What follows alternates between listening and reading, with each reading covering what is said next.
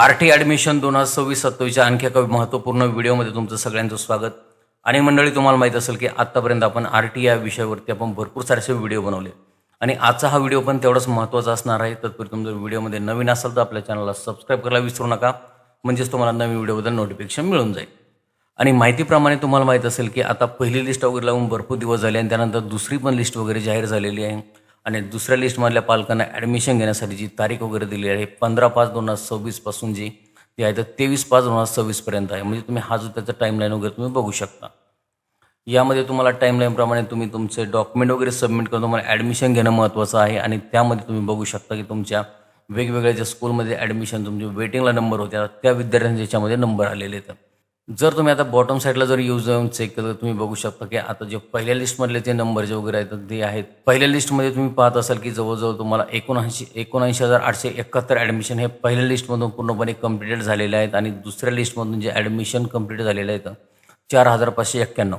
म्हणजे जवळजवळ आता लिस्ट लागून थोडेसे दिवस झाले, पण तुम्हाला माहिती आहे की 4,591 ॲडमिशन आतापर्यंत पूर्णपणे कन्फर्म झालेले आहेत. हे वेगवेगळ्या स्कूलमध्ये जे 2 नंबर वेटिंगच्या लिस्टमधून झालेले आहेत.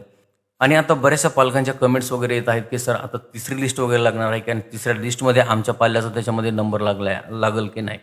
परंतु यामध्ये तुम्हाला आधी मला क्लिअर करायला आवडेल की तुम्ही बघू शकता की आता जवळजवळ बरेचसे ॲडमिशन कन्फर्म झाले आहेत.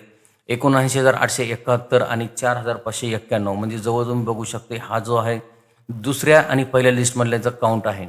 आणि यामध्ये तुम्ही माहीत असेल की तुम्हाला जवळजवळ जागा वगैरे किती असतात आणि जागा तुम्ही बघू शकता की एवढ्या याच्यामधून आपलं एवढं ॲडमिशन होणं गरजेचं असतं. परंतु कसं असतं की आता तुम्ही जर यावेळेस तुलना केली तर प्रत्येकी एका जागेमागं 3 मुलांनी याच्यामध्ये ॲप्लिकेशन केलेलं आहे. तर म्हणजे तुम्हाला माहीत असेल की जर 3 मुलांना ॲडमिशन भेटणं यामध्ये ते शक्य नाही. त्यामुळे तुम्हाला लॉटरी पद्धतीने तुमचं याच्यामध्ये सिलेक्शन केलं जातं.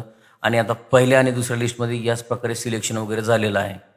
आणि यामध्ये बऱ्याचशा पालकांचा नंबर आता असं म्हणू शकतात की सर आता आमचा नंबर काही थोडासा वेटिंगला आहे. थोडासा वेटिंगला म्हणजे समजा जर आता तुम्ही म्हणू शकता की 1 नंबरनं वेटिंगला आहे, 2 नंबरनं वेटिंगला आहे, कारण दुसऱ्या लिस्टच्या नंतर.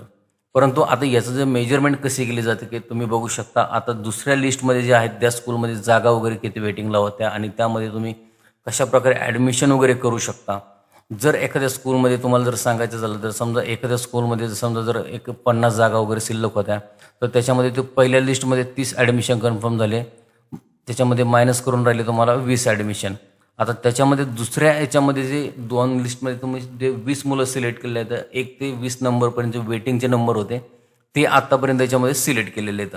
परंतु आता तिसऱ्या लिस्टसाठी कधी होऊ शकतो तुमचा नंबर याच्यामध्ये समजा काही कारणास्तव समजा जे आहे ते या मुलांचे जर ॲडमिशन याच्यामध्ये काही कारणास्तव समजा कॅन्सल झाले, 20 पैकी समजा 15 नंबर असतील किंवा 16 नंबर असतील, काही कारणास्तव त्यांचे डॉक्युमेंट कमी असतील किंवा त्यांचं पूर्णपणे वेळेत ते ॲडमिशन करू शकले नाहीत किंवा आणखी त्यांचं काही जर डॉक्युमेंट पडताळणी असेल, व्हेरिफिकेशन असेल, या संदर्भामध्ये ह्या 20मधून जर काही ॲडमिशन समजा तुम्ही म्हणू शकता की समजा मायनस जर करू नये, समजा ते 5 जागा ते शिल्लक राहिल्या तर येणाऱ्या तिसऱ्या नंबरच्या लिस्टमध्ये फक्त ह्या 5 जागा निवडल्या जातील जर त्या स्कूलमध्ये जागा कमी असतील तर. अन्यथा तुम्हाला याच्यामध्ये स्कूल पण चेंज करून भेटणार नाही आहे. तुमचा नंबर जरी 2ने वेटिंग नसेल तरी मग तुमचा नंबर लागणार नाही.